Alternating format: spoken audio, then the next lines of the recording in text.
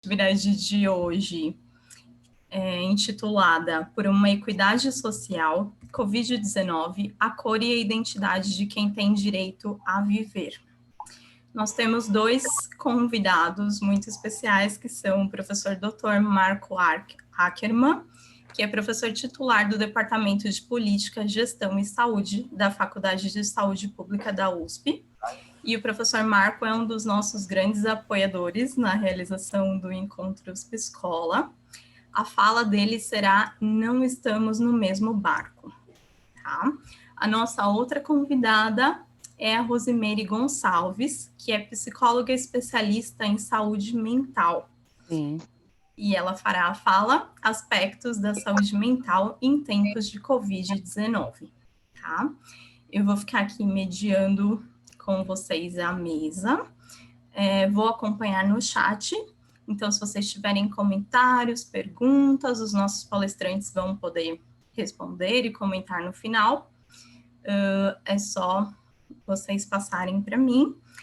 Mas ao final da palestra, a gente também vai passar uma lista de presença, então fiquem atentos aí no chat. E a partir de agora, eu passo a palavra para os nossos convidados. Vamos iniciar com a professora, com a Rosimeire, tá bom?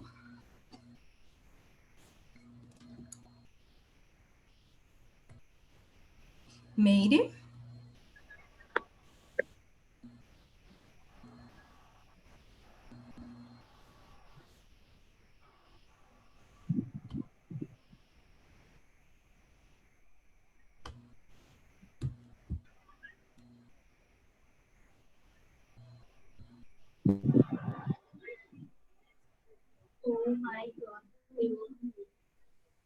Boa noite. Bruna? Boa noite, Meire. Estamos te ouvindo. Pode iniciar, tá Tudo bom? bem? Então, conforme já apresentado pela Bruna, meu nome é Rosimeire, sou psicóloga de formação, docente também, especialista em saúde mental, bioética e direitos humanos. Primeiro eu quero agradecer o convite, a oportunidade de poder contribuir com a minha experiência, né, junto com o professor e todos os que estão juntos, para que a gente possa somar, né, e pensar a partir dessa perspectiva do Covid e a saúde mental, né, o que pode ser feito, como é que a gente pode contribuir de alguma forma diante do que vem acontecido. E a minha fala, ela vai partir de um profissional que está na ponta de alguma forma, né, e que tem acompanhado essa realidade, e eu vou trazer o olhar da saúde mental, ou de como é que a gente percebe essas questões, e claro, com um recorte racial. No primeiro momento, eu queria muito deixar claro que, quando fui procurar literatura que estava abordando a questão do Covid e a saúde mental na população negra, foi uma surpresa, porque, assim, muito pouco literatura se fala a respeito disso, em plena pandemia. Então, a gente percebe que, assim, esse olhar ainda não é algo que está sendo incluído diante das políticas públicas do que vem acontecido. E algo que confirma isso é justamente a questão dos dados que são sistematizados, e que no começo da pandemia não foi apontado a questão do quesito cor e raça no formulário do SUS. Então, isso de alguma forma dificulta a gente trazer alguns dados fidedignos, né, de realmente qual o número da população negra que acessou os serviços do SUS neste momento.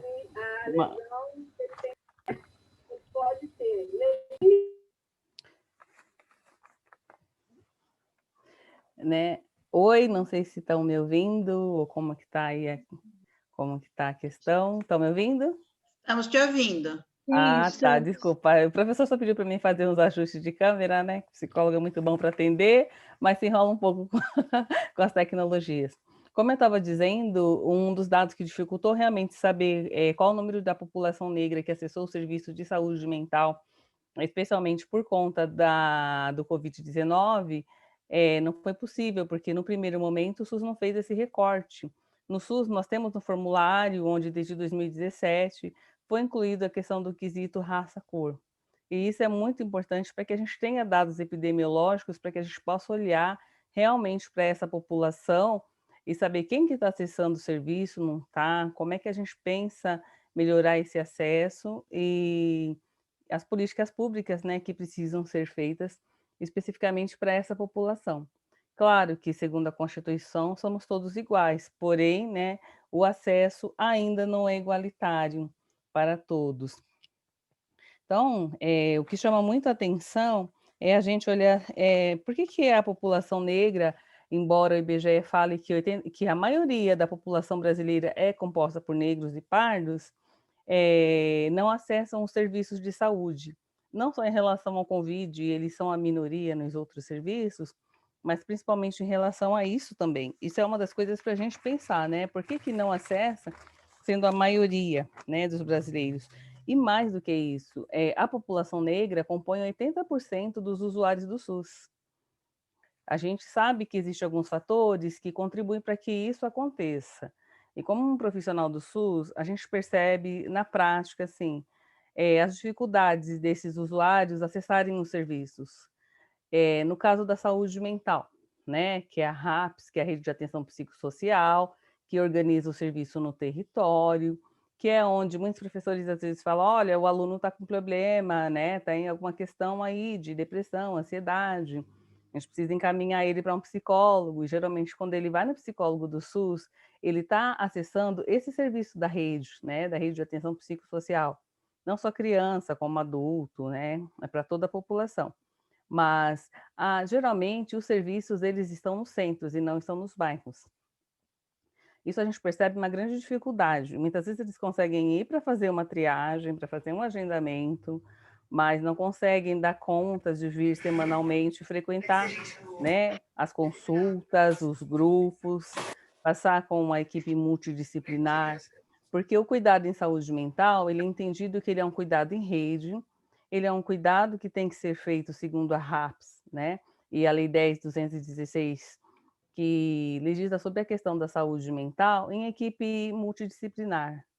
Então, a dificuldade financeira é um dos fatores que faz com que muitas vezes este jovem ou este senhor ou essa senhora que apresente sinais e sintomas de algum transtorno, né, mental, não consiga fazer o tratamento. Geralmente acaba ficando mais na possibilidade de um viés medicamentoso, porque quando ele consegue passar com a consulta com o médico, vai retirar o medicamento e depois, daqui 30 dias ou 60, de acordo com a orientação médica, ele consegue retornar neste serviço. E muitas vezes a gente questiona, né, por que que não consegue fazer o tratamento ou trazer essas questões? Não tenho recursos, não tenho dinheiro da passagem, não tenho com quem deixar meus filhos. E essa população, né, em pleno 2021, eu faço esse apontamento de que isso é um fator de exclusão, né, porque acabam não tendo possibilidade de acessar os serviços. Só que isso é histórico, porque desde o movimento, né, da luta antimanicomial, a gente tem registro de que a população negra, quando ela acessava um serviço de saúde mental, era de uma forma que eles sofriam, né? Por exemplo, olha, a população negra era a população que mais ficava nos manicômios, nos hospitais psiquiátricos, não necessariamente tinha um tratamento, um atendimento. Então a gente vê muito com estigmas. E quando a gente atende pessoas nessa situação, geralmente eles falam: olha, meu avô já ficou internado, eu tenho uma avó internada, eu tenho um tio que ficou internado. E eles ainda têm aquele estigma e um preconceito, ainda não têm o acesso e o conhecimento de que hoje o tratamento é humanizado. Isso também assusta, né? Isso aí também faz com que, opa, não, eu estou fazendo um sintoma, eu estou com depressão, eu estou com ansiedade, mas eu vou ter que ir no CAPS, eu vou ter que passar com um psicólogo, olha, eu não sou louca, olha, vão querer me internar. Então, são diversos os fatores que são extremamente dificultadores para que eles possam dar conta desse sofrimento, né? E isso só vem se agravando. Por todas as questões anteriores, que é muito falado e está muito em pauta, infelizmente, né? A questão do racismo estrutural, e anterior a isso, né, eles já vivenciam uma situação de exclusão pela condição socioeconômica, a questão da pobreza, a falta de saneamento básico, a falta de oportunidade de emprego. tudo isso são fatores que já podem desencadear transtornos, né, psicológicos de alguma ordem. A questão da violência doméstica, o uso e abuso de substâncias psicoativas. E a gente vem em 2020 com uma pandemia que acaba acentuando, como a gente viu em muitos casos, a questão da violência doméstica, a questão do uso e abuso de substâncias, a questão do desencadeamento de depressão, de ansiedade, síndrome do pânico. E a gente vê muito que as pessoas, quando elas estavam lá fora, vivendo a sua vida, elas desenvolveram, de uma certa forma, uma resiliência, né? Já tinham muito desses problemas, mas conseguiam lidar de alguma forma. Mas a pandemia, ela trouxe uma outra questão para a saúde mental, a redução da oferta dos serviços. Então, foi reduzida a grade, os horários, as atividades que foram propostas, o número de pacientes que podem frequentar os serviços. Então, o momento que eles mais precisavam estarem acolhidos, estarem num grupo, estarem num processo terapêutico, né, que é onde é feito um projeto terapêutico singular para eles, individualizado, ou o momento que eles mais precisavam socializar, fazer essas trocas desses sentimentos, como o Covid tem afetado a vida deles, o momento que eles precisavam de um apoio para lidar com a situação do luto, com a perca de amigos, pessoas próximas e familiares, porque, segundo as pesquisas, a população mais afetada é a população negra, por conta desses fatores que eu já mencionei, a pobreza, a exclusão social, a falta de possibilidade de ter acesso aos serviços, ou ter recursos, de ter um convênio. Então, tudo isso dificulta muito. E o momento que eles precisavam estarem acolhidos, infelizmente, não foi possível. Então, a pandemia, ela desencadeou muitas dessas questões para a gente começar a pensar. Claro, outras populações sofreram com Covid? Todos, com toda certeza, né? Mas aqui o objetivo da fala é fazer um recorte para a população negra.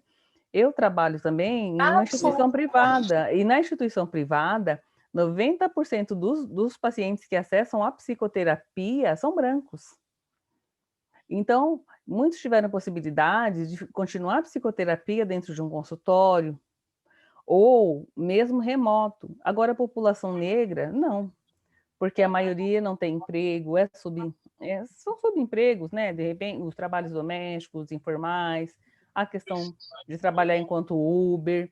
Então, são trabalhos que não dão garantias de um convênio e muito menos possibilidade deles terem recursos financeiros para pagar um convênio para si, para a família. Então, os meus pacientes não negros, eles tiveram acompanhamento online.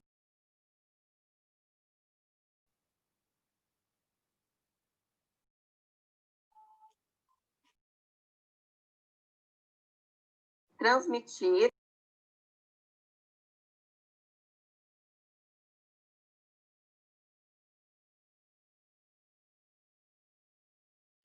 Rosimeire, seu microfone está mudo. Vera. Desculpa. Oi, Vera. Oi, agora sim. Ficou mudo agora, Vera? Agora tá bom, tá ótimo. Tá, então eu vou pegar, não sei, até onde... Oi, Vera, ok? Oi, sim. Ok, então eu vou pegar aqui um gancho e a gente vai. Aqui, assim, é super aberto para perguntas, para interromper em qualquer momento. O meu objetivo é trazer mesmo algumas reflexões. Como eu estava dizendo, os pacientes negros que não têm acesso a um serviço particular, né, de saúde, um serviço privado, por conta do próprio socioeconômico, o subemprego, o desemprego, eles acabam não tendo possibilidade de trabalhar essas angústias, né, que o Covid-19 trouxe, as percas e os lutos, como os pacientes que eu tenho na instituição privada, que tem convênio e conseguiram continuar fazendo psicoterapia online e depois presencial. Então, a gente olha que, assim, há um agravamento dos casos de transtornos psicológicos, a questão do luto, da perca dos amigos, dos pais, dos familiares, daqueles que são os arrimos de família. As crianças, em especial, elas têm sofrido muito, né? E pela experiência, né, consigo dizer que elas sofrem mais que os adultos, porque, de alguma forma, o adulto ainda consegue falar, ele consegue nomear o que está sentindo, o que está pensando em relação a isso. E as crianças não. e crianças em idade escolar e que caíram o rendimento e que entraram em depressão. Tenho pacientes de 7, 14 anos que tentaram suicídio. A questão dos pais que ficaram um período em casa e depois tiveram que voltar a trabalhar, porque são empregados domésticos, são pessoas informais. Então, assim, eu acho que o Covid, ele veio para realmente trazer à tona a situação da desigualdade social e da importância da gente pensar nas políticas públicas, né, para toda a população, claro, em especial para a população negra, porque acredito que como essa sala é de professores predominantemente, a grande maioria dos alunos, e principalmente de quem trabalha na rede pública, são pretos e pardos. E a gente percebe que há ainda uma questão de um estigma e de um preconceito, de um racismo estrutural, ainda que inconscientemente, que acaba sendo reproduzido. Muitas vezes a gente tem uma criança branca que ela está triste, desmotivada, aí de repente um pai ou uma mãe consegue perceber, ou um professor consegue apontar, olha, fulano está triste, desmotivado. Em alguns casos, né, com toda exceção, né, toda regra tem exceção, às vezes acontece diferente, né? O aluno é negro, ele está desmotivado, ele é preguiçoso, né? Mas ele também tem depressão. Criança também sofre de ansiedade. Criança também tem ideação suicida. Crianças também acabam tendo tentativas de suicídio também. E a gente tem que estar atento, olhando para as crianças e olhando para esses pais, pensando que os educadores têm um papel muito importante nisso tudo, né? Porque a pandemia deixou claro o quanto que a escola é importante, o quanto que os professores são fundamentais, né? Os professores são essenciais, não puderam parar nenhum minuto, dobraram as suas atividades, tiveram que se reinventar.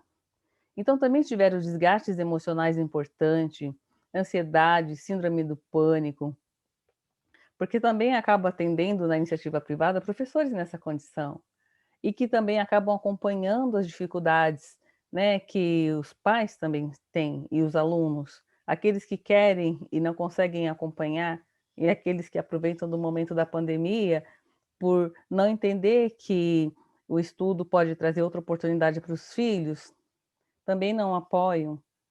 Porque às vezes estão naquele lugar legitimado, né? Eu não cheguei em lugar nenhum, você também não vai chegar. E a gente tem que refletir muito como que a sociedade pode pensar e pode fazer algo que seja diferente, né? Aqui é como uma comunidade acadêmica de seres pensantes. Como é que a gente entende que a educação e saúde pode ajudar? Como é que a gente entende que os temas transversais é necessário ser discutido, repensar um modelo, né, que é meio que construído naquelas caixinhas. Olha, eu penso assim e sempre funcionou dessa forma, a sociedade mudou. As pessoas mudaram, as dores e o sofrimento também. Porque a população menos desfavorecida, muitas vezes eles vão ao médico e não conseguem nomear. Olha, eu tenho angústia ou estou depressivo.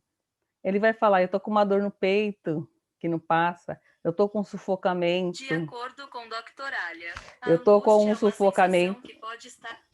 né? E ele não consegue dar esse nome dessa dor no peito, é uma ansiedade, é uma síndrome do pânico.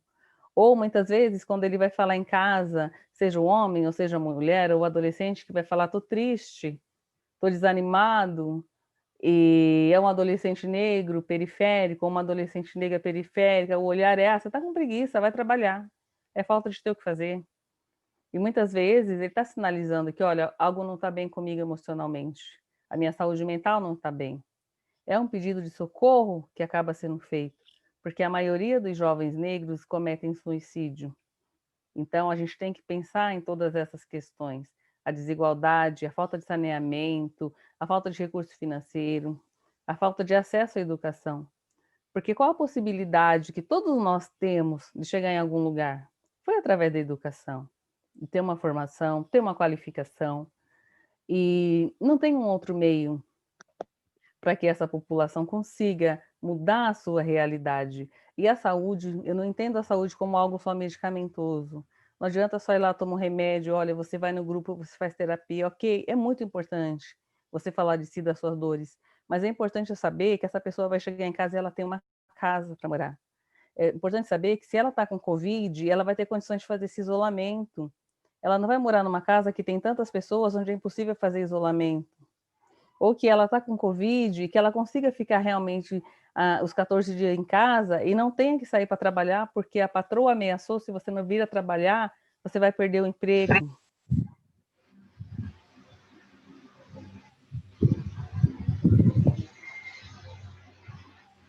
Então, são questões assim que, por enquanto, eu estou trazendo para refletir, mas agora eu vou deixar em aberto, né, para que a gente possa conversar. Mas para mostrar como é desigual, como é diferente o Covid-19 numa população branca que tem acesso, que tem recursos, que tem convênio, né, que mora numa condição privilegiada, onde consegue ficar num quarto isolado, onde consegue trabalhar home office e não tem que se preocupar se vai ser mandado embora ou não.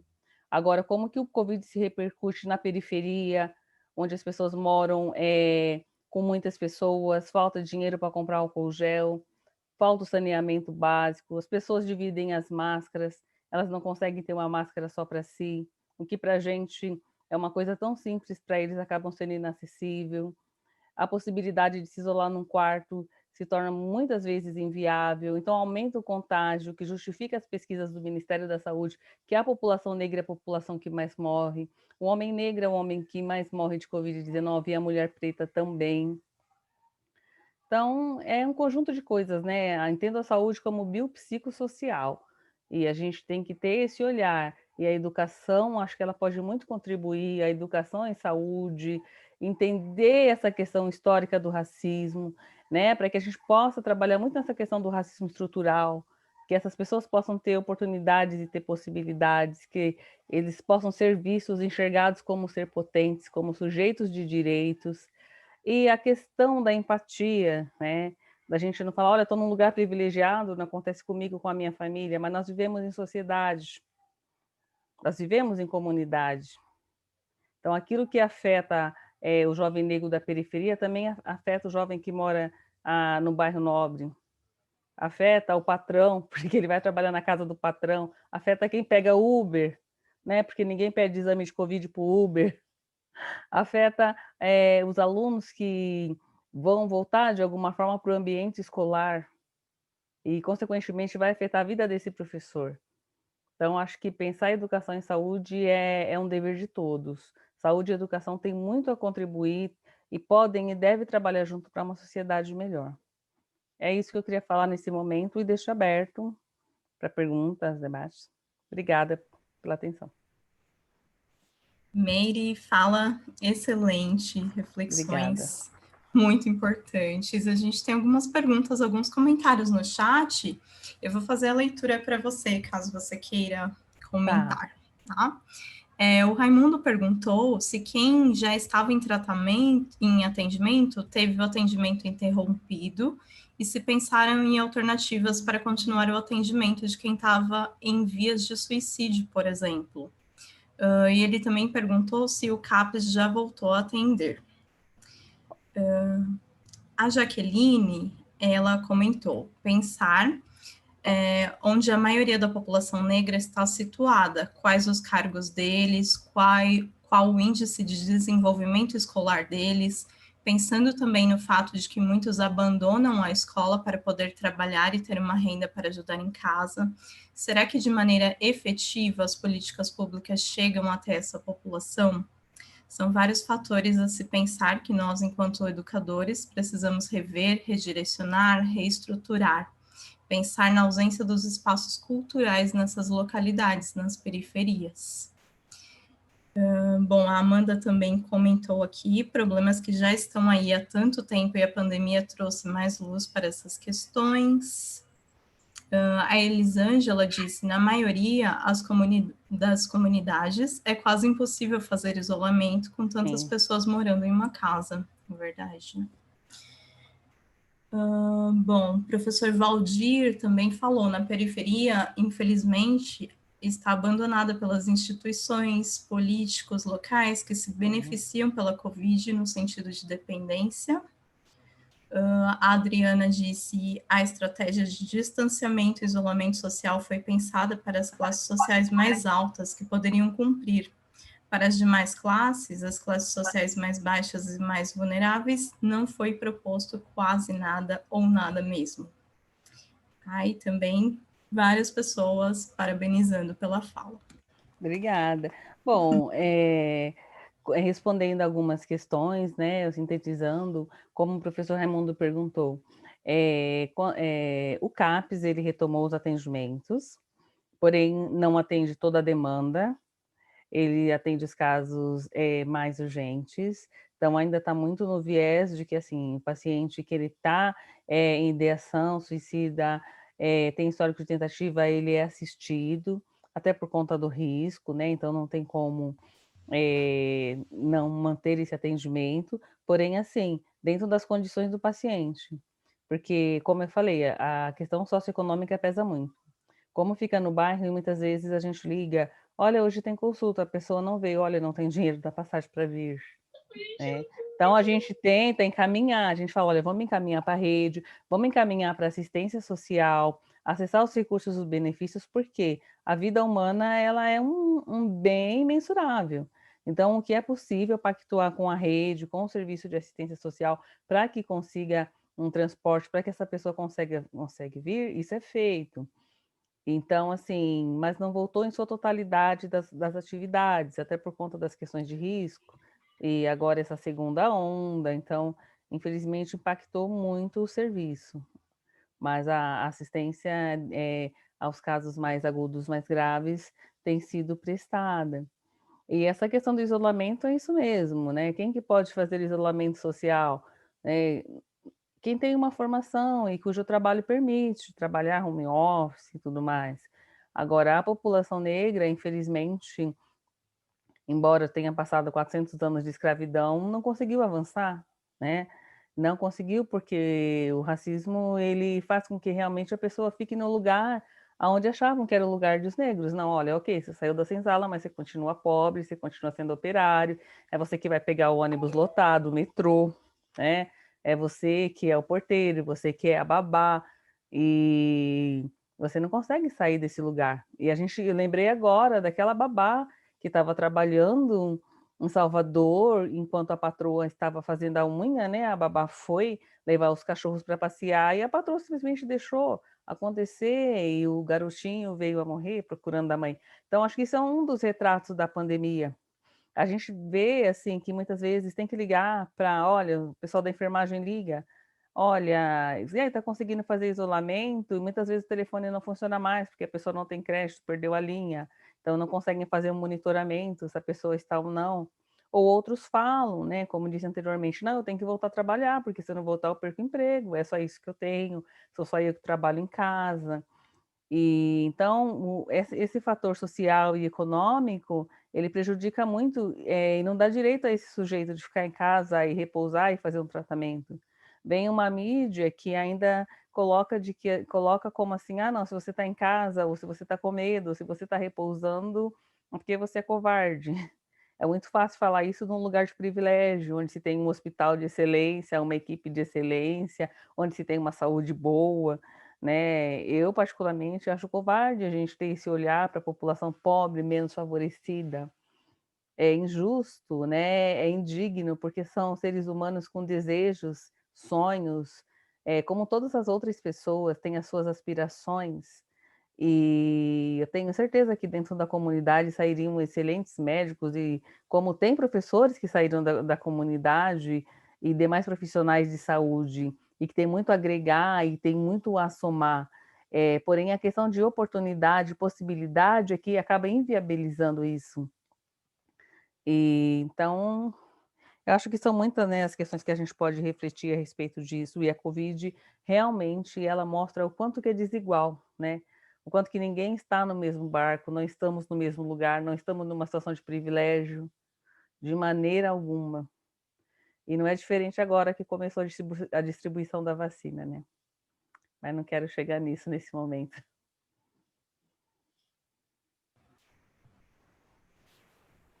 Obrigada, Meire.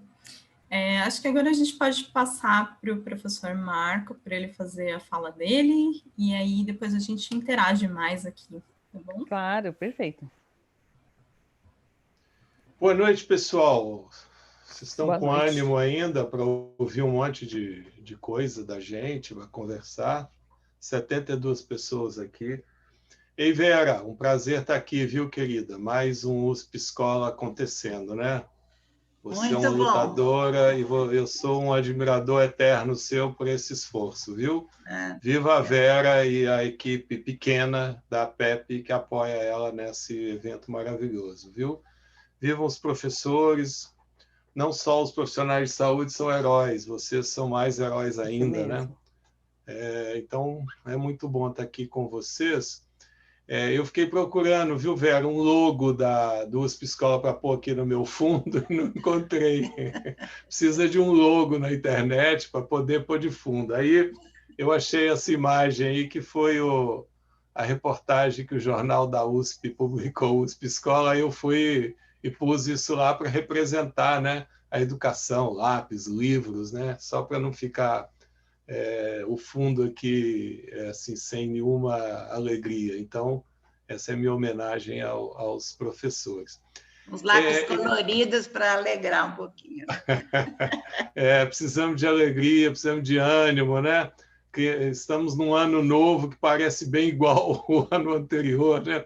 Esse ano faltou, né, uma catarse de fim de ano para a gente poder aguentar esse ano que vem aí, né? Então, a minha fala vai conversar bastante com a fala da Rosimeire. Eu vou projetar aqui um PowerPoint, pode ser, Bruna? Claro, pode ficar à vontade. Vocês estão vendo o que Vocês estão vendo? Sim, Estamos. estamos vendo. Então, a nossa sessão de hoje é Covid-19, a cor e a identidade de quem tem direito a viver, né? E a Bruna ficou me insistindo, qual o título, né? E aí eu fui lá num artigo que a gente publicou quase no início da pandemia, num jornal, no Le Monde Diplomatique Brasil, porque eu fiquei muito incomodado de todo mundo chamar essa doença no início de doença democrática, né? Porque diziam que estava contaminando todo mundo. E se todo mundo está suscetível, né, à Covid, as vulnerabilidades são distintas, né?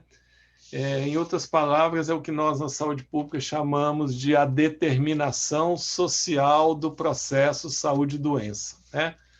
Então, antes da Covid, nós já sabíamos de que as doenças, os problemas de saúde, não estão distribuídos, né, de forma justa na população, né? Por quê? Porque recursos, serviços, dinheiro e poder não está distribuído de forma justa entre as pessoas da sociedade. Então, a Covid também não poderia ser uma doença democrática, né? Nesse sentido, e a Rosimeire falou isso bem, os indígenas, as periferias, os negros, os pardos, né? As populações que vivem, né, com menos oportunidades de recursos, serviços, dinheiro e poder, estão mais vulneráveis, apesar de que a susceptibilidade é a mesma. E aí a gente pôs lá, né, quer dizer, o Bruno Latour é um pesquisador francês, né, influente, que está discutindo muito a questão do meio ambiente e dizendo do nosso mundo comum, né? Quer dizer, isso é verdade, nós temos sentimento de perder o mundo coletivo, quer dizer, se o mundo acabar, pobres e ricos todos não sobreviverão. Apesar, né, de que os filmes de ficção americana, ou mesmo a realidade, mostra os bilionários, né, construindo suas naves espaciais para poder viver em outro planeta, né? Tem também isso tanto na realidade como na ficção, né? Então pode ser também que quando o mundo acabar alguns bilionários sobrevivam em outros planetas, né? Mas se esse sentimento de perder o mundo pode ser coletivo, isso pressuporia o compartilhamento de um destino comum da humanidade, certamente não estamos todos no mesmo barco singrando para o fim do mundo, né? há transatlânticos, iates, lanchas, veleiros, escunas, caiaques, barcos a remos, jangadas e até náufragos agarrados em troncos no meio da correnteza. E isso é que dá a medida das diferentes vulnerabilidades. E o exemplo mais clássico disso é quando o Titanic afundou, né? Quando ele bateu no iceberg, né? As pessoas que estavam na primeira classe tiveram mais chances de sobreviver do que as pessoas que tiveram na segunda, do que as pessoas que tiveram na terceira, né? Então, esse naufrágio do Titanic, né, mostra que não estamos no mesmo barco e nem na mesma classe social. Desculpa a expressão, vou usar um palavrão. É uma merda que isso aconteça, né? Porque todos nós somos filhos de Deus, não é verdade? Sim. Todos nós temos o direito à vida, mas o jeito que a gente organizou a sociedade é um jeito injusto e que não distribuiu de forma justa, não é? Os ganhos, os progressos, as possibilidades de melhorar a vida, não é? Então, é diante disso que nós estamos, e já estamos diante disso há muito tempo, há muito tempo. A tal da Covid veio só escancarar essa questão e pôs mais na boca de gente que não falava disso, né? Mais gente falando disso. E mais gente falando do Sistema Único de Saúde, mais gente falando de política pública. Então, a nossa missão, né, de pessoas da educação, da saúde, que queremos uma outra forma de distribuição do progresso, do bem-estar e da riqueza, deixar isso cada vez mais escancarado. Essa tem que ser o nosso mote da luta, né, daqui para frente, independentemente do presidente da República que estiver no poder, apesar de que esse senhor que está aí precisa de ir embora, porque ele está atrapalhando muita coisa, né? E a gente já começa a sentir um cheiro forte de impeachment no ar, tá? Mas essa luta ela já vem vindo e ela precisa de continuar, porque se nós não estamos no mesmo barco, nem sabemos para onde estamos navegando, mas nós temos que encontrar uma bússola que nos leve a um porto um pouco mais seguro. Então, existe uma conjuntura difícil que nós temos que continuar atento, vigil, pensar na questão da vacina, da distribuição dos recursos, mas nós temos que encontrar um caminho, quer dizer, não perder de vista o futuro. Apesar desse sentimento de morte estar nos rondando, né? A questão do futuro, mesmo que não seja para nós, para os indivíduos, mas pensar um futuro coletivo para essa humanidade que mude essa lógica injusta de distribuição de recursos, serviços, poder, oportunidades, que a gente viu na pandemia escancarar e ficou assim, né? O vírus está nu, o rei está nu, a sociedade não pode mais continuar aceitando, né, o que está acontecendo. E curioso é que lá no início da pandemia, isso depois diminuiu um pouco. O Financial Times, que é um jornal liberal inglês, ele clamou, ele pediu um novo contrato social, né? Um novo contrato social que pense a regulação do trabalho, que pense renda básica, né? Que pense a questão da luta dos sindicatos. Então, olha bem, os próprios liberais estão entendendo que essa situação de distribuição desigual e injusta dos recursos, dos serviços e do poder está até fazendo mal para o tal do capitalismo também, né? Não é à toa que eles façam essa concessão para que nós todos sejamos, de alguma forma, consumidores, né? Para sobreviver o capitalismo. Mas o capitalismo é a determinação desse processo, né? Porque enquanto a gente estiver pensando a vida só na lógica da produção e do consumo, né? Essas serão as medidas econômicas que vão valorizar a vida. Então, nós podemos buscar outras medidas de valorização da vida, né? Esse cartunzinho que eu gosto bastante, né? Se a vida é um jogo, porque nunca chega a minha vez de jogar, essa é a expressão da desigualdade, né? E aí, vejam bem, o champanhe lá em cima, é isso que está acontecendo, né? Os de cima estão tomando mais champanhe que os de baixo. E está sobrando só uma gotinha aqui embaixo para poder bater a foto e dizer que é parte da festa, né?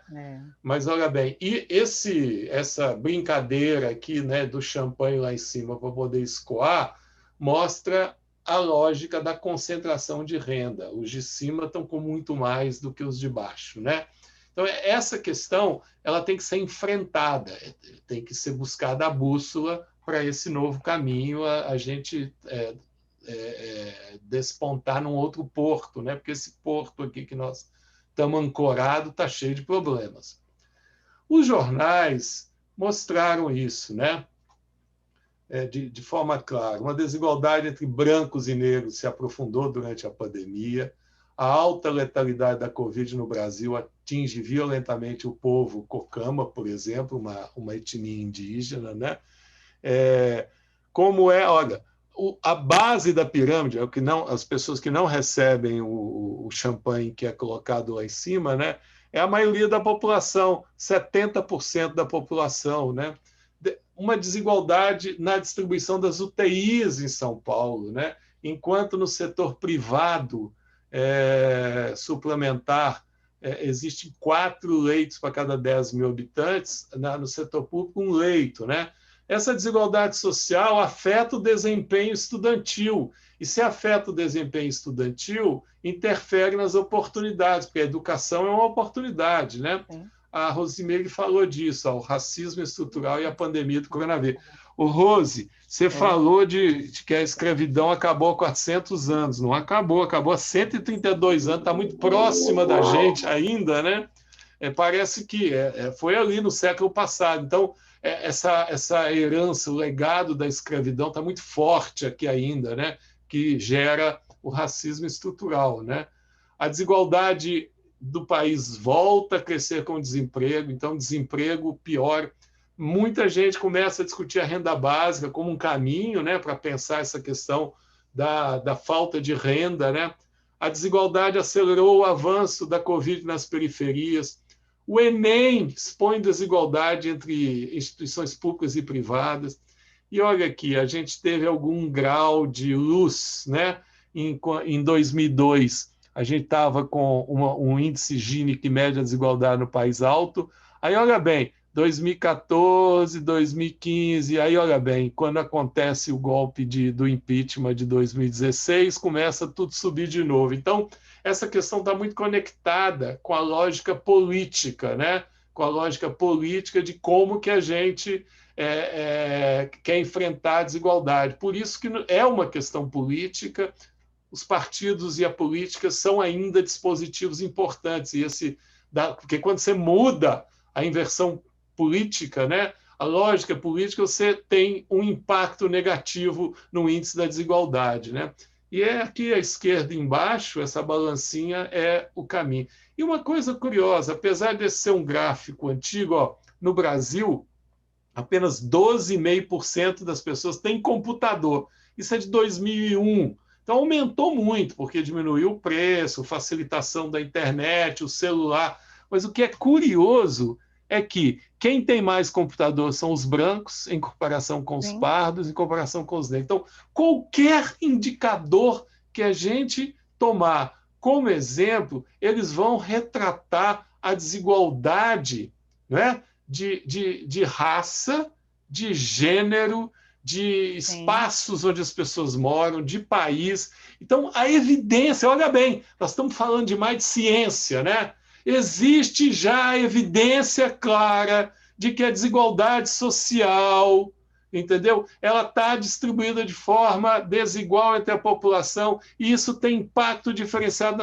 Isso é ciência, não só a vacina é que a gente tem que parabenizar os cientistas. Tem um conjunto de cientistas que estudam isso e mostram que há uma evidência.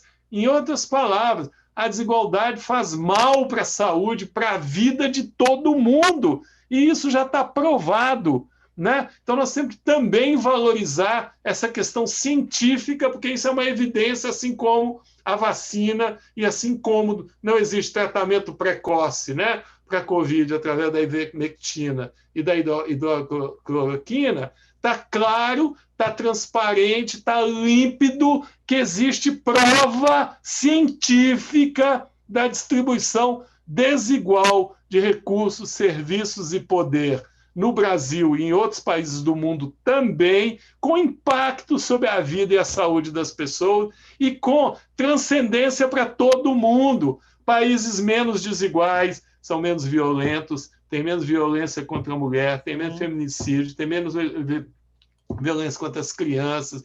Então, não adianta os riquinhos viverem em bunkers, porque o que acontece fora dos bunkers afeta a vida de todo mundo. E aí, a pandemia escancarou essa desigualdade e a urgência de reduzir o fosso entre a minoria rica e a maioria pobre, não é? Porque não adianta distanciamento social para os ricos só porque a população mais pobre não consegue fazer distanciamento e, entre aspas, a ameaça aos ricos está dada, porque existe mobilidade da população na cidade, né? Então, assim, mesmo com algumas políticas de distribuição de renda, os miseráveis deixaram de ser miseráveis, eram pobres, mas a desigualdade segue. Então, nós temos que pensar qual é a bússola necessária para enfrentar isso, né? Eu trouxe aqui um site, não vou entrar, mas eu posso disponibilizar para a Bruna depois apresentação, para todos os professores terem acesso, porque vale a pena entrar aqui nesse site, até para dar aula. É muito interessante, muito atraente, tem um monte de dado, de gráfico, que vai mostrando os países que são mais desiguais. O Brasil é o 6º país mais desigual do mundo. Depois coloca os menos desiguais e dá uma discussão bastante interessante na sala de aula sobre esse tema. E aí eu trago a Mafalda, o Quino faleceu, nós vamos ter que deitar uma reflexão muito forte sobre o mundo e fazer algumas perguntas para a gente encontrar essa bússola, né? Eu gosto muito dessa imagem aqui, duas pessoas aqui mergulhadas num monte de papel, uma olha para a outra e fala assim: temos todas as respostas, mas qual era mesmo a pergunta? Então, a gente tem que formular as melhores perguntas para a gente encontrar a nossa bússola, né? Para a gente ver se a pergunta que a gente faz vai conduzir à resposta que a gente precisa, né? E que perguntas, então, seriam necessárias para a invenção de outras possibilidades, né? Para a gente buscar essa bússola para encontrar outro porto, né?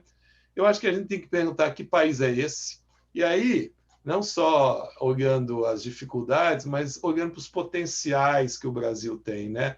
Outro dia eu vi uma entrevista do Caetano Veloso falando o seguinte, que não acredita onde o Brasil está diante de todos esses potenciais que a gente tem. Temos que valorizar esses potenciais para poder enfrentar essas barreiras.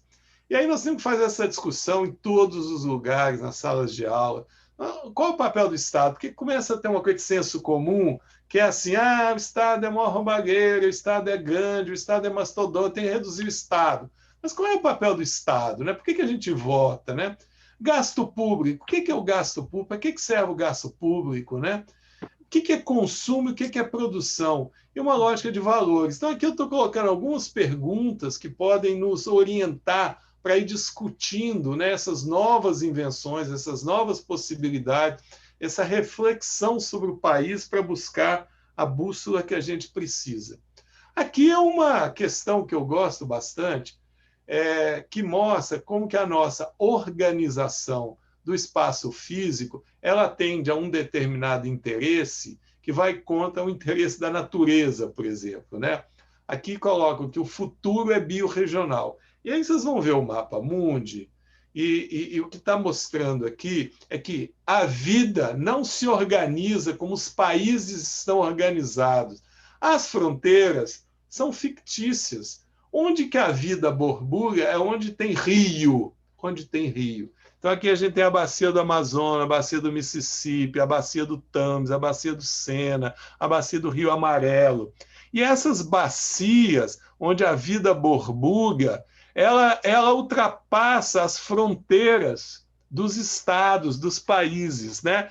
Então, a gente tem que começar a ter uma outra relação com a natureza, que não é uma relação necessariamente o Brasil, os Estados Unidos, os países. Os países são criações humanas artificiais, né? enquanto a natureza é uma questão divina. Olha, até eu que sou meio ateu falando isso, mas a gente tem que se voltar mais para Deus, quer voltar mais para a natureza e como a natureza está organizada, porque ali está a verdadeira realidade de onde a vida borbulha, né? E não na lógica dos países.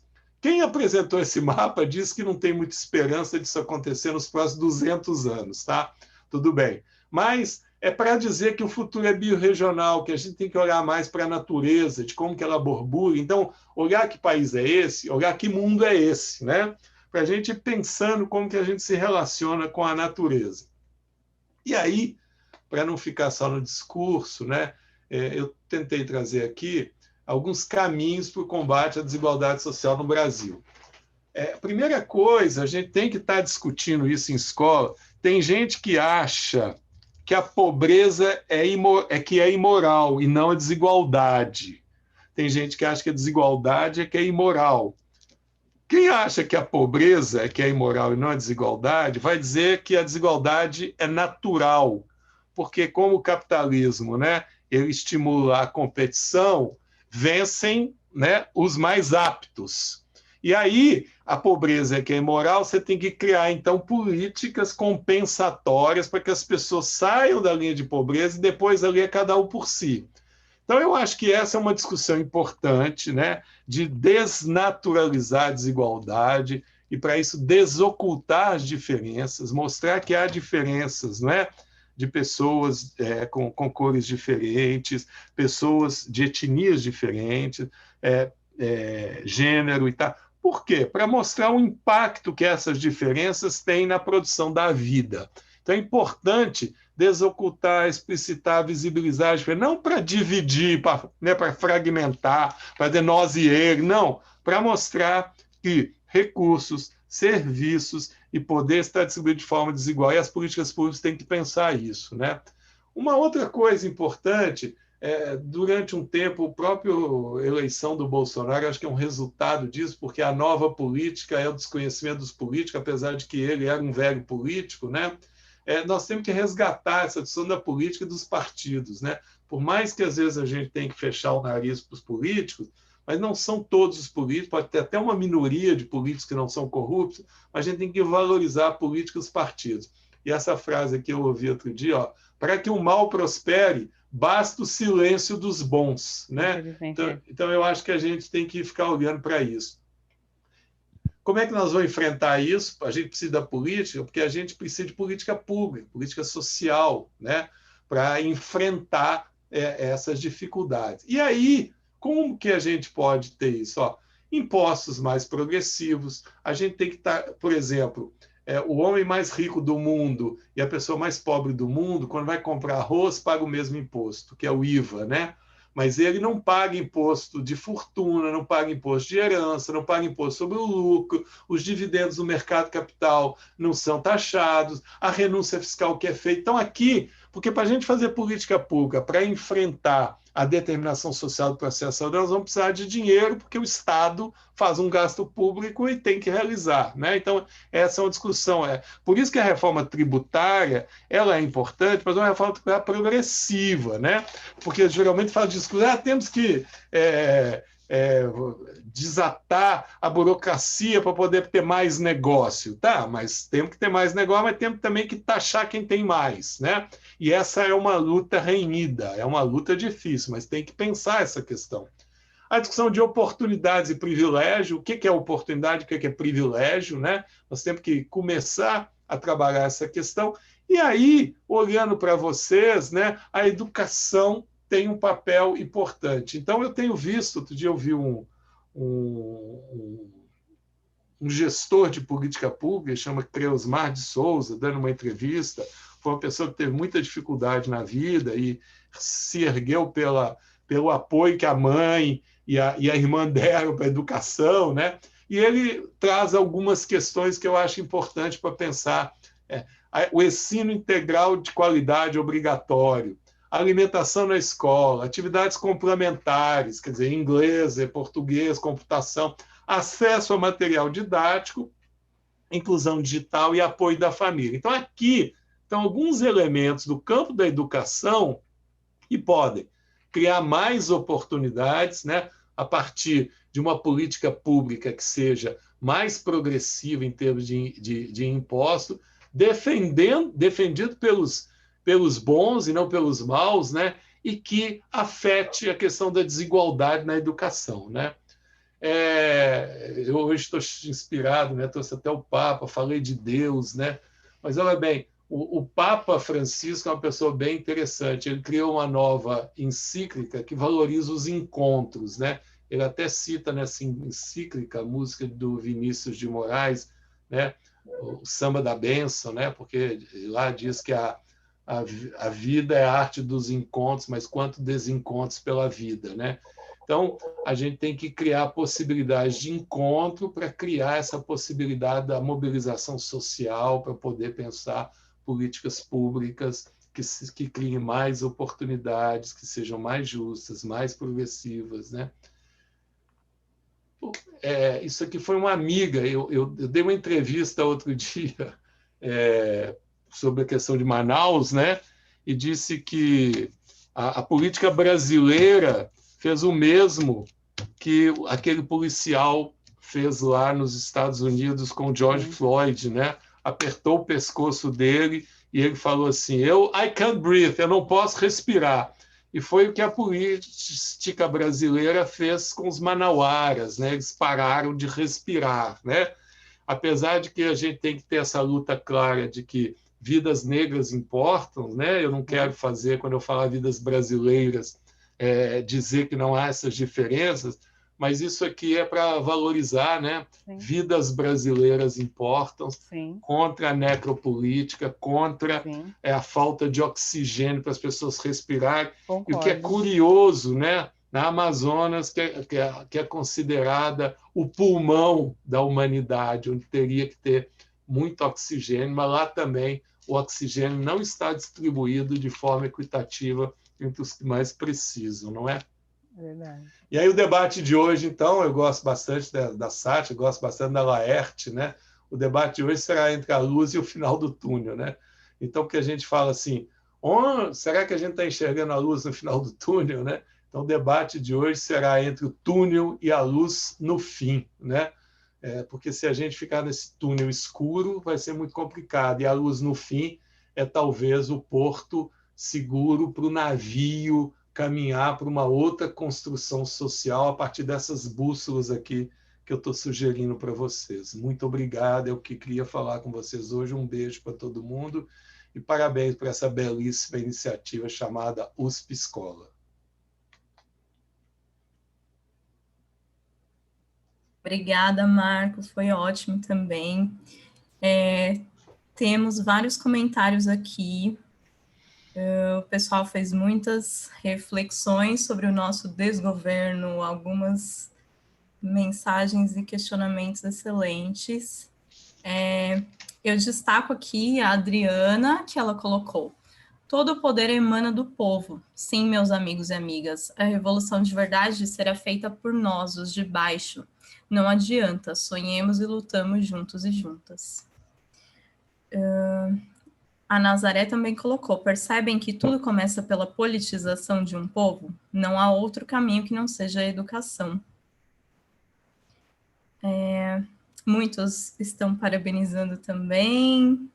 O pessoal pediu a apresentação, Marco, então é só me passar que eu envio para todos, tá? Eu tenho os e-mails aqui dos inscritos. Perguntas, pessoal?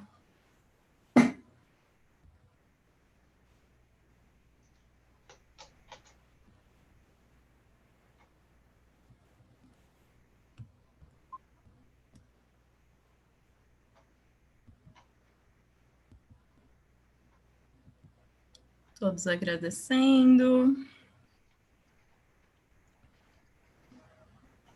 Link novamente. A Regina está perguntando, Marcos, se você pode colocar no slide do link para ela pegar já. Posso sim. Eu tenho uma pergunta, Bruna. Sim, fica à vontade. Na verdade, não é uma pergunta, né? Já tentar refletir um pouquinho, né? Parabéns, professor, né? Pela excelente explanação do tema. E como você disse, o tema conversou mesmo sobre a questão das desigualdades, e que isso é muito importante, tem que ser dito enquanto profissional de saúde, né? Eu gostaria de saber se os temas transversais são discutidos na educação de alguma forma. Eu estou perguntando como uma leiga, né? Porque estou no serviço de saúde, vocês estão na educação, eu gostaria que vocês pudessem me esclarecer se são discutidos, se são incluídos, a questão de gênero, né? A questão do racismo, como é pensado, se isso perpassa pelos currículos, porque ambos, né, nós falamos o tempo todo, né, doutora, a questão da educação, porque são os professores que formaram o psicólogo que aqui está, o médico que aí está, né, os cientistas, né, foram os professores, né, então o papel deles é fundamental na vida, nas nossas vidas, na sociedade, e eu queria saber como é que está sendo pensado isso, está pensando numa mudança de currículo, um modelo, está partindo para essa reflexão, porque assim, é, a gente vê muitas das questões de que os alunos eles evadem o ambiente escolar, principalmente os alunos negros e pardos. Como eu falei na minha palestra, acredito que há potencial neles e que poderiam ser explorados e que poderíamos ter pessoas para compor, né, na sociedade. E, no entanto, se essas questões não são trabalhadas, o que resta para essa população é a questão da arte, né? Ah, ok, sou negro, eu vou ser DJ, MC, vou jogar futebol. Só que isso é uma minoria de 1%, né? Talvez que alcance isso. O resto se perde, e como o professor colocou bem as questões, né? A desigualdade ela não favorece ninguém. E essa grande parcela que se perde, que não consegue chegar em algum lugar através da arte ou do futebol, acaba migrando de alguma forma para a questão da marginalidade, se ele não tem um espaço no ambiente escolar, né? Se não é acolhido, se não tem um apoio, um incentivo, se ele não tem possibilidades, se não há uma política de cotas que possa permitir a inclusão deles em algum sistema. Na minha época não teve, eu sou formada há 15 anos, né? Mas acho muito bacana que as pessoas agora têm essa possibilidade. Então, eu queria trazer um pouco disso, amarrando essas falas, para pensar, né, que aí a criminalidade, como o doutor falou, a marginalidade, é fruto exatamente do quê? Né? Então, quando a gente olha para o morro e para a periferia, olha, é o negro, é o negro que é preso, é o negro que está roubando, que está traficando, infelizmente. Mas o poder, né, que a sociedade tem de tentar incluir é grande, e por isso que eu queria saber como é que a escola, como é que a educação vê e pensa isso. Desculpa, já foi falando muito, mas... Então, Rose, o pessoal está te respondendo aí, né? Que diante da situação é muito difícil essas coisas, tá? Mas vamos ouvir. Não sei se as pessoas podem ter um microfone e falar. É só respondendo aqui também ao Nonato. O Nonato falou como que isso pode se resolver no curto prazo, né? O curto prazo é a proteção. Quer dizer, aí eu pus aqui casa, comida, cobertor e carinho. É 4 Cs. Casa, comida, cobertor e carinho, né? Casa, comida, cobertor e carinho pode ser, de alguma forma, no curto prazo, a questão da renda básica. Esse auxílio emergencial ele foi um tipo de renda básica, né? De alguma forma, só que ele vai acabar agora. Ele vai acabar e vai piorar a situação. Então, se pensar uma coisa para além do Bolsa Família, uma coisa chamada renda básica, que pega não só os tão mais pobres, mas também os que trabalham de modo informal e têm um limite de renda, porque isso tem um papel, digamos assim, transformador também para a economia, e isso pode ter um efeito de mobilizar a economia. Então, no curto prazo, essas duas coisas, casa, comida, cobertor e carinho, e renda básica, nós temos que pensar uma lógica.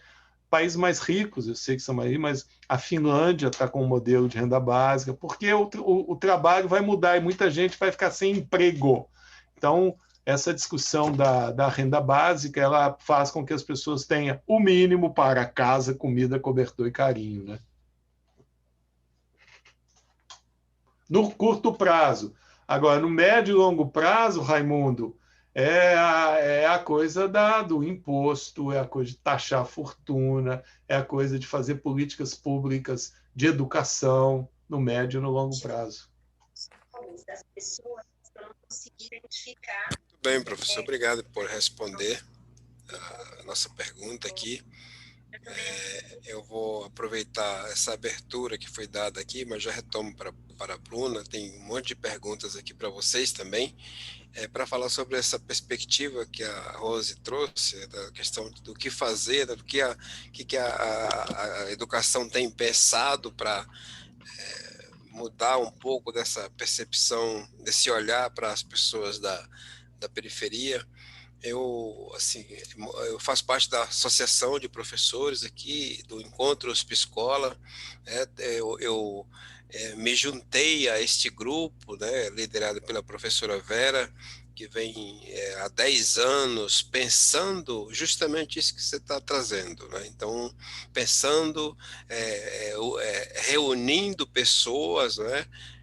Criando uma rede, uma teia de pessoas que precisam, ou que querem, que estão em busca de uma educação em que ela possa ser que ela possa ser de fato emancipadora, né? Então, é isso que a gente tem buscado e trabalhado. Portanto, neste último encontro que nós estamos aqui agora, nós estamos com uma leva de 80 atividades, muitas delas voltadas para tentar modificar esse olhar que muitas vezes a gente percebe no âmbito da escola, né, e da organização social, que contra o povo da periferia, contra o povo negro. Ele tem um monte de questões, mas eu quero aqui destacar 3 dimensões muito complexas que a educação pode, auxiliar nesse sentido, que é o isolamento cultural do qual nós estamos submetidos, não é? E essa questão de prender o sujeito, de prender o negro num tempo e num espaço que é anólogo ao período da escravidão, não é? E aí, para isso, nós estamos isolados em um espaço geográfico, de modo que eu preciso romper com as dimensões de sobreviver, de me manter vivo entre os 14 e 29 anos, que é nessa faixa etária que os homens, em especial os homens, morrem de morte violenta, muitas dessas vezes assassinados pela polícia, né, pelas forças de segurança, pela essa sede de extermínio que o Estado tem contra as populações negras, que ainda continua. Então, essa é uma possibilidade uma questão pela qual e com a qual eu tenho que lidar. Eu estou nessa condição, eu já passei dos 30, eu já passei dos 29 anos, evidentemente, mas aí você tem que lutar contra uma outra dimensão, que são as abordagens forjadas, feitas pelo esse mesmo sujeito que mata lá. Então, olha, se nós não te matarmos nessa faixa etária, nós vamos forjar uma abordagem e vamos encarcerar você. 70 e tantos % de homens negros presos. Agora tem aumentado bastante a presença das mulheres também no encarceramento. Então, e para além disso, você conseguiu romper com essas duas questões, não foi morto até os 29 anos, até agora não caiu numa abordagem forjada das forças de segurança, conseguiu ingressar numa escola, conseguiu ingressar na universidade, mas nós vamos te barrar de novo, porque nós não vamos te dar o emprego que você precisa, né, que você se formou. Nós vamos criar uma outra catraca aqui, que a gente chama isso lá no livro que eu publiquei em 2018, a gente chama isso das catracas invisíveis que estão acerca destas populações. Então, ciente dessas barreiras e deste isolamento cultural ao qual a maioria da população brasileira está colocada, a função da educação, e isso nós temos muitos professores presentes aqui com essa percepção, a função da educação é emancipar esse indivíduo, criar elementos para que ele desenvolva o seu protagonismo, para que ele se desenvolva o potencial da sua intelectualidade, para que ele saiba de onde veio e consiga, de certa forma, se fortalecer para enfrentar essas questões que estão postas aí. E aí entra a questão da saúde pública, justamente trabalhando também em parceria com a educação no quesito saúde mental, porque observe que essas questões que eu estou trazendo aqui, por si só, derruba a pessoa, não é? Ela vai acabar com a pessoa, evidentemente. Então, acho que é isso. O Encontro USP Escola, Rose, está nessa direção de organizar essa rede, organizar pessoas que pensam em uma educação emancipadora, que fale de política mesmo, que é preciso falar das políticas, né? É preciso pôr as crianças para votarem lá nos conselhos de escola, nas assembleias. Vamos ensinar essas crianças a se posicionarem, dar opinião, discordar do professor, discordar do diretor, discordar do coordenador, debater, apresentar. É isso que a gente precisa fazer. Eu acho que esse é um caminho que é preciso seguir. Enfim, eu passo a palavra para a Bruna, porque tem algumas outras questões aqui para vocês responderem. Sim, ótima colocação, Raimundo. Eu acho também que o fato de nós estarmos aqui hoje, né, discutindo, refletindo sobre isso, pensando em maneiras de levarmos, né, essas questões para a sala de aula, já é um grande passo, né? Já é uma grande coisa. Nossa formação de hoje está ajudando muito. Tem muitos comentários aqui, realmente muitas perguntas. Eu vou passar algumas delas para vocês. Bom, vamos ver. O professor Valdir colocou: Rosimeire, como você analisa a questão dos psicólogos nas escolas proposta pelo Estado? Realmente, na prática, ajudará o campo docente ou seria mais uma forma de justificação da Covid? Olha, pode já responder? Pode ser. Eu avalio que, assim, isso é algo que o Conselho de Psicologia vem lutando há anos. A psicologia está inserida em todos os campos, não só o da saúde e da saúde mental, né, mas principalmente no ambiente escolar. Então, eu acho muito importante a presença destes profissionais, porque eles vêm servir para compor justamente com a comunidade acadêmica, né? Existem questões ali que tem uma demanda que não é da ordem do professor ou do coordenador pedagógico, mas é da ordem deste profissional fazer a mediação, né? O psicólogo escolar, ele não vai fazer clínica dentro do ambiente escolar, mas ele vai mediar essas questões, ele vai fazer o devido encaminhamento. Ele também vai dar o suporte e o apoio emocional para os professores que quiserem, se necessário, porque a carga de vocês é muito difícil, como eu falei, né?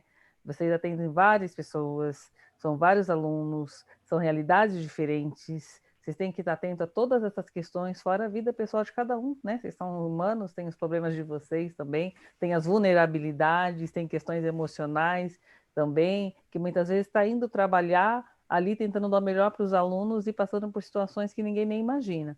Então, acho que se vier este profissional para compor, vai ser muito bem-vindo e bastante positivo. Com certeza.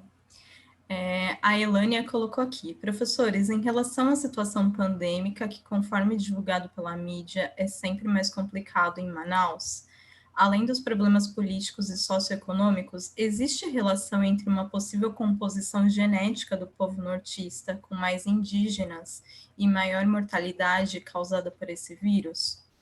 Ou o que é realmente um descaso político com aquela população?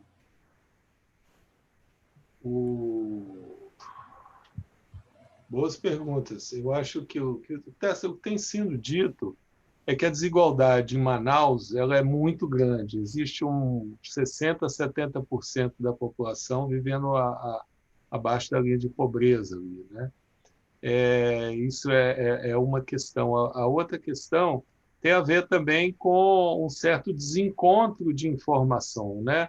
O governador Wilson Lima, ele quis impor um distanciamento mais rígido e os empresários, apoiados pelos filhos do presidente, foram até Manaus para reagir a isso. Então, eu acho que tem várias questões. A questão indígena é uma questão também. Não é à toa que os indígenas são mais vulneráveis, não é à toa que os indígenas estão sendo vacinados antes, né, como primeiro grupo. Então, é um conjunto de questões. Eu acho que o calor, né, de Manaus talvez impeça as pessoas de ficarem mais dentro de casa, né? Além de que as pessoas precisam de sobreviver.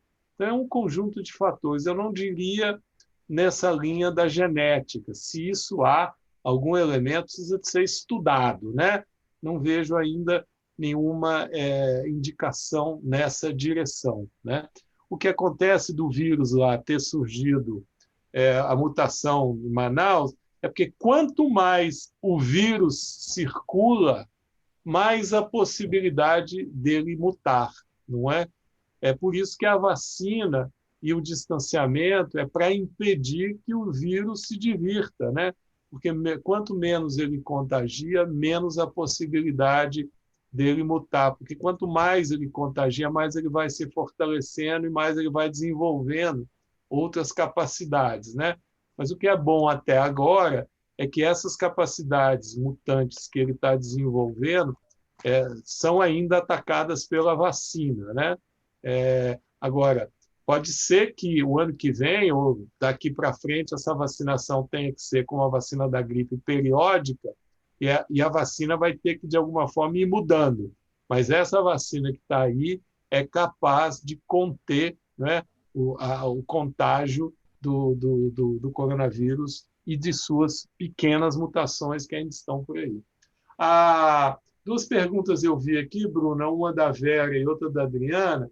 A Vera faz uma coisa muito interessante. Eu acho que, como vai ter menos trabalho, vamos diminuir o número de horas trabalhadas. Eu acho que sim, porque aí você pode, inclusive, ir numa outra direção, né, que a Adriana está falando. Penso que teríamos que superar essa relação salário, emprego e trabalho, porque nos sujeitamos aos empregos de merda, né?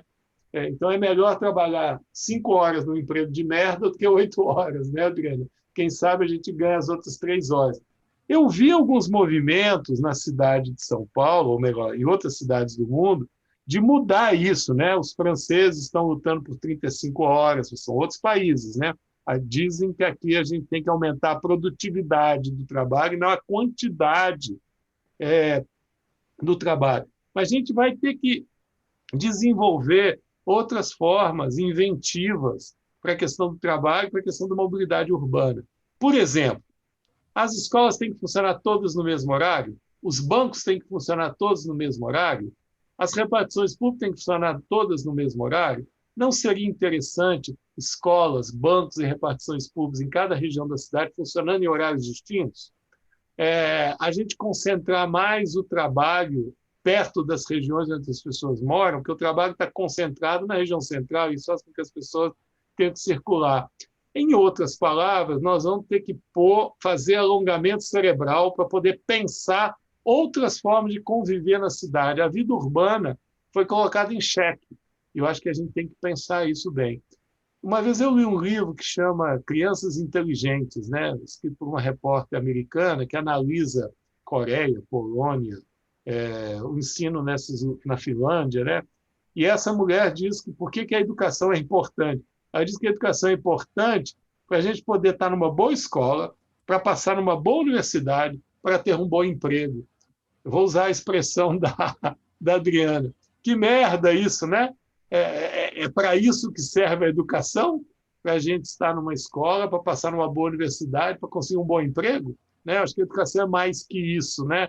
E o emprego também é mais que isso. Então, eu acho que no início da pandemia se dizia alguns, né? Um gradiente era assim: nada vai mudar, tudo vai mudar. E tinha gente que até dizia que tudo vai piorar, né? Eu vou ficar no meio do caminho. Eu acho que não vai tudo mudar, nem vai ficar do mesmo jeito, mas uma questão que a gente tem que buscar é essa lógica de mudança do paradigma do trabalho como a forma de realização, né? E a discussão da mobilidade urbana. Nós vamos ter que pensar o urbano, né?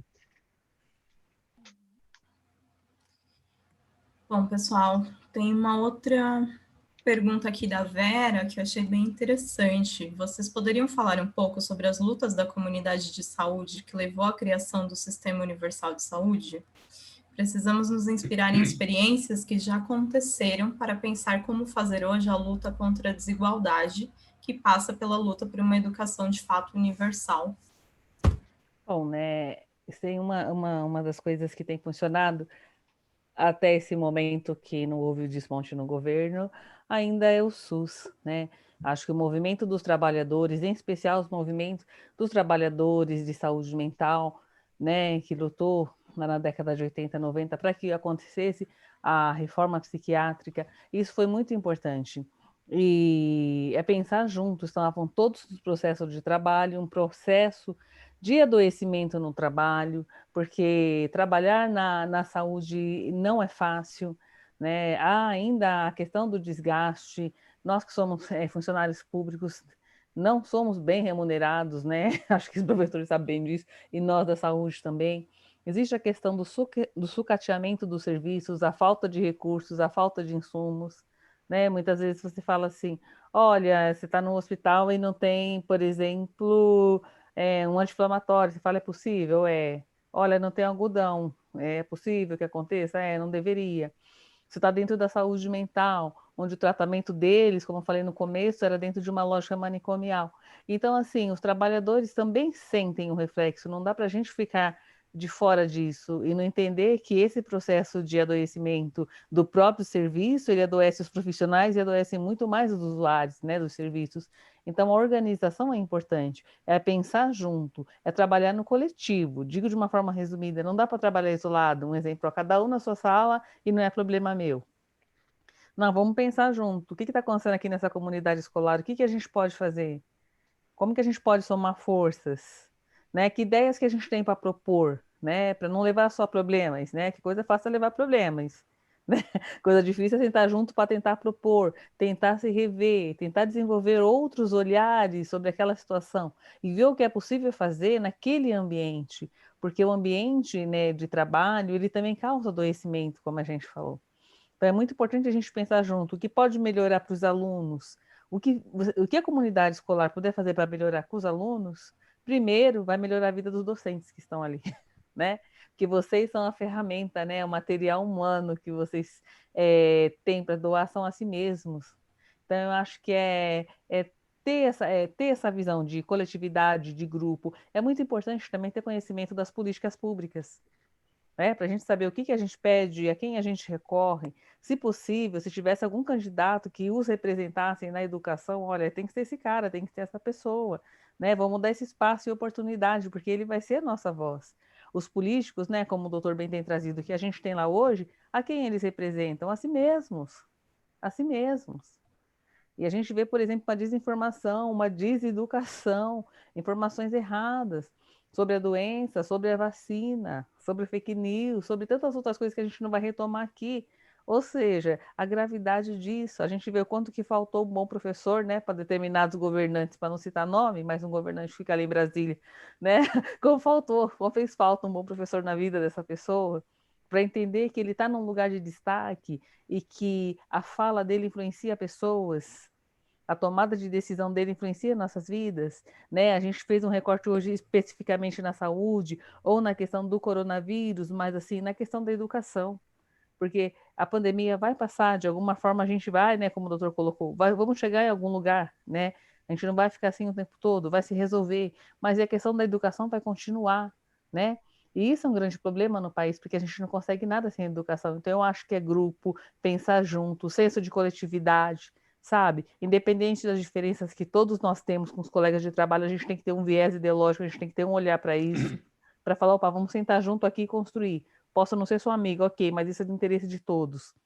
Né? Eu acho que a gente tem que olhar muito para isso, se instrumentalizar, né? Conhecer o que está acontecendo no nosso redor. Então, a política, né, faz muita falta. É muito importante a filosofia, né? O pensar sobre, né? O professor ser pensante, todos nós somos, né? Vocês são modelos, são parâmetros para as pessoas, né?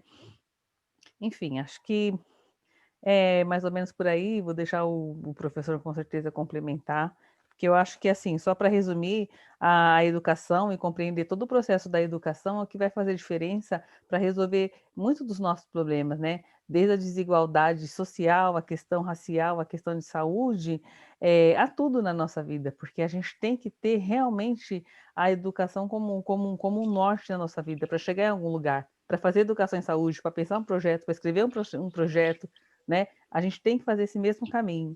Então, acho que é construir juntos.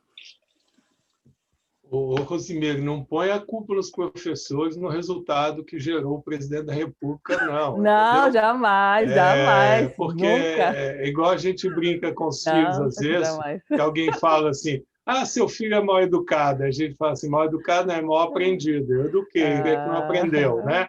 Então, assim, Não, os professores educaram o presidente, só que ele não nós aprendeu sabemos. nada, entendeu? Ele não aprendeu nada. Sim, Ô, eu sei. Vera, você fez uma pergunta que me inspira para fazer no próximo 21º USP Escola uma mesa sobre isso, tá certo? Qual que é o legado do movimento sanitário brasileiro para a luta pela desigualdade social no Brasil, pela educação, por exemplo, entendeu?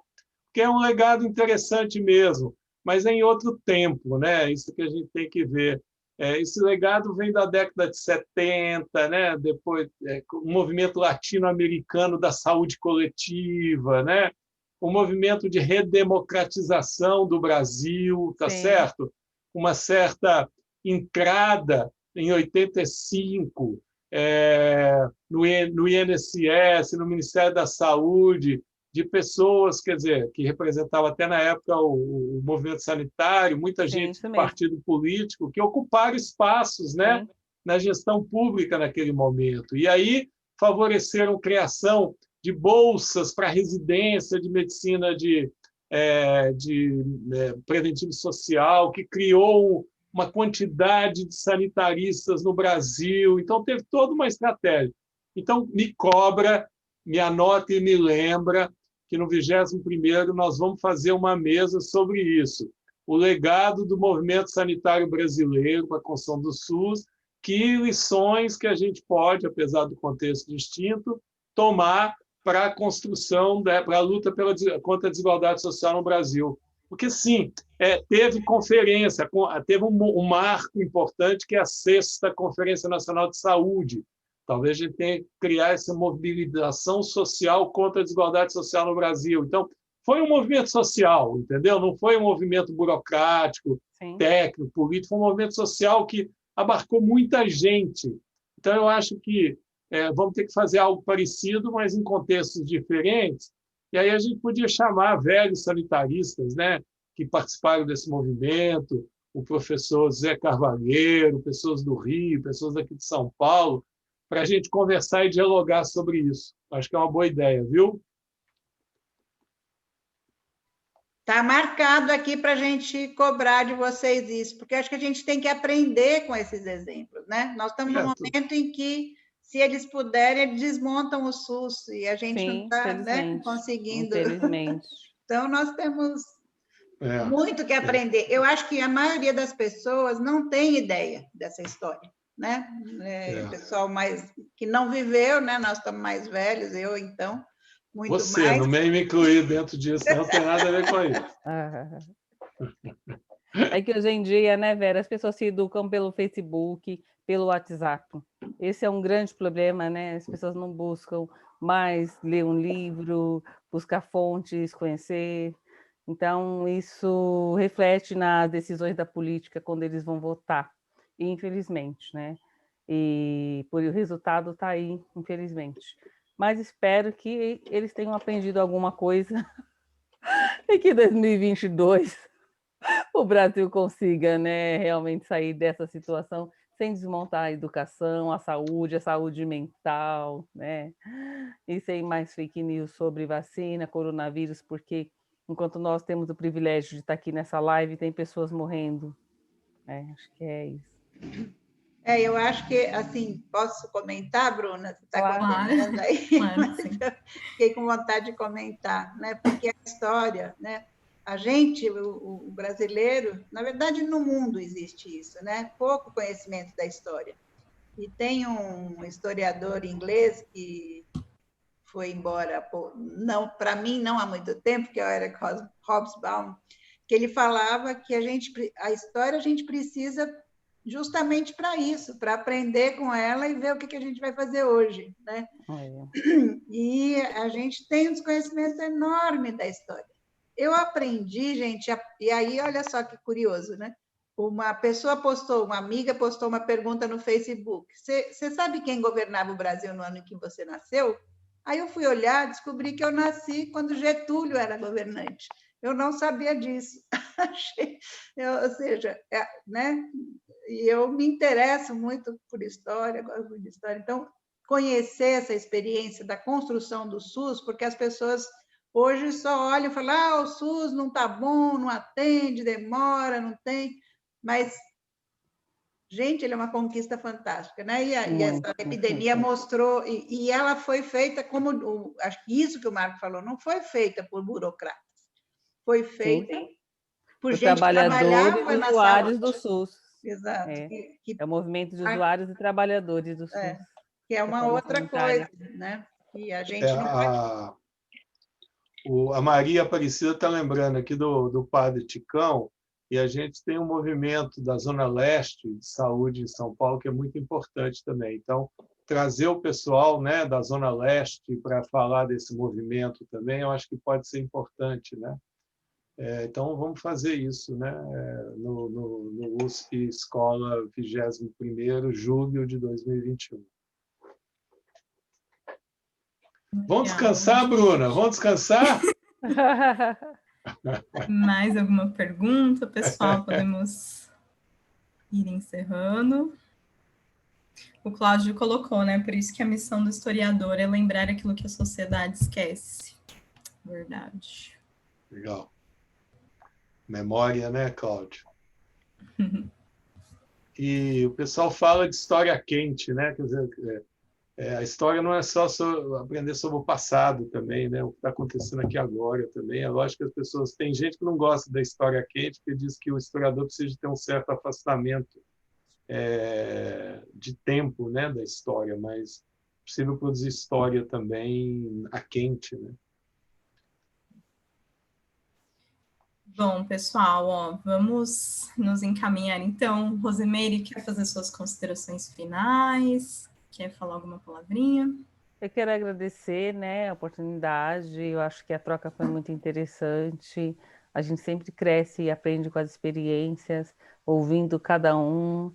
E espero ter, de alguma forma, contribuído para a reflexão, porque acho que é uma pontinha do iceberg, né? Tem muito mais a ser dito a respeito da questão do racismo estrutural e de todas essas questões que foram pautadas hoje. Então, quero desde já agradecer a oportunidade e obrigada a todos. Marco, quer fazer suas considerações? Não, agradecer, foi bom. Essa coisa do digital resolve algumas coisas, mas não resolve tudo, né? Eu preferia muito mais estar agora numa sala com todas as 78 pessoas e vendo o rosto de todo mundo, sabendo a reação das pessoas, né? E depois abraçando, falando, né? Tchau. É bem legal quando termina a fala, às vezes em sala de aula presencial, que alguém se aproxima, né? Para conversar com você, para falar de alguma coisa que não quis falar na hora, né? Então, assim, estou levando a vida, mas estou sentindo muita falta desse tempo em que a gente estava mais próximo, né? Lógico que esse tempo vai ensinar para a gente algumas coisas, vai mexer em algumas lógicas de funcionamento da vida, mas, puta merda, que saudade do tempo em que a gente estava junto, hein? Verdade. Bom, pessoal, agradeço a Meire e ao Marco, em meu nome, em nome de todos que estão aqui comentando no chat, que a palestra foi maravilhosa, né? A conversa, a discussão, em nome da APEP também, pela participação de vocês. Realmente foi ótimo. Eu aproveito, pessoal, para lembrar a todos que eu coloquei o link da lista de presença no chat, não se esqueçam de clicar e assinar virtualmente. O Raimundo falou que saudade de uma aglomeração, né, professor? Quero aglomerar! Quero aglomerar! Saudades! Saudade daquele calor nas salas da saúde pública em janeiro. Todo mundo junto. Pessoal, aproveito aqui também para convidar a todas e todos para a mesa, para o debate que teremos amanhã, no mesmo horário, mesmo link, que será mediado pelo Cláudio sobre direitos das crianças e adolescentes. Não percam, estaremos todos lá assistindo também e participando, tá? Boa noite a todas e todos. Agradeço a presença de todos os participantes e as contribuições. Viva os psicólogos, viva a Pepe, viva a Vera. Beijo para vocês. Abraço. Valeu, Raimundo. Salve. Até mais. Abração, pessoal. Tchau, gente. Abraços virtuais. Viva São Bernardo. Sim. Vacina já. Vacina já. Aglomera já, né, professor? Aglomera já! Pós-vacina. Tá certo. Um beijo, gente. Beijo, Marco. Muito bom. Obrigada.